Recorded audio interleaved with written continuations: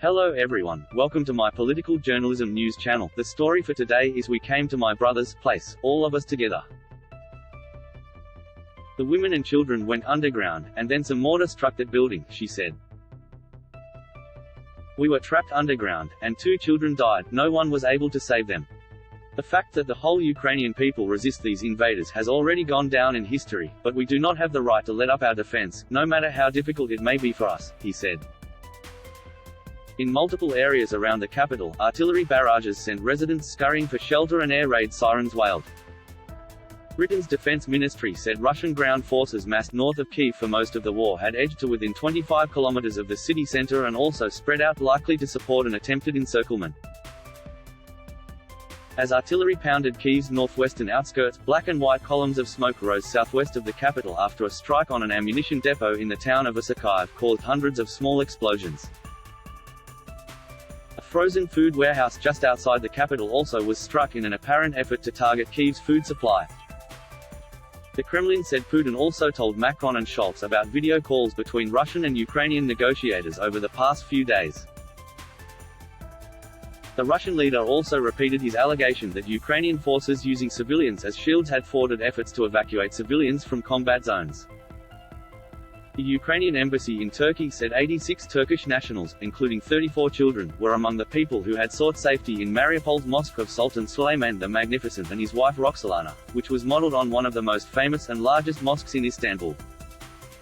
UN officials said they believe the actual number of casualties is considerably higher than so far recorded because the receipt of information has been delayed and many reports still need to be corroborated. Russia's invaders have struggled far more than expected against determined Ukrainian fighters. Anton Gerashenko, an advisor to Ukraine's Interior Ministry, said Saturday that a Russian general was killed in fighting for Mariupol. Major General Andrei Kolesnikov would be the 3rd Russian general reported killed in action since the war started. Russia's troops are likely to see their ranks bolstered soon from abroad. Denis Pushilin, the Russia-backed head of a separatist region in eastern Ukraine, said Saturday that he expects many thousands of fighters from the Middle East to join the rebels and fight shoulder to shoulder against the Ukrainian army.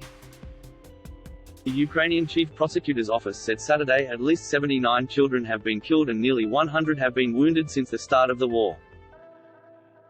Most of the victims were in the Kyiv, Kharkiv, Donetsk, Sumy, Kherson and Zhytomyr regions, the office said, noting that the numbers aren't final because active fighting continues.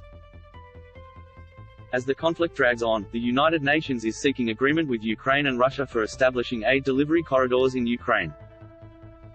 Armin Awad, the UN's crisis coordinator for Ukraine, told the Associated Press that progress was being made but he expressed frustration over slow implementation.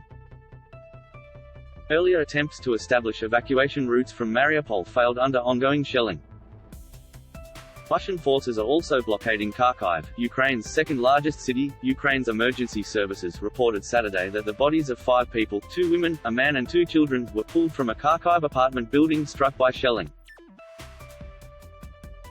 That is all for today news. Thank you for watching to my channel. Please be sure to leave your comment and subscribe below for more news update.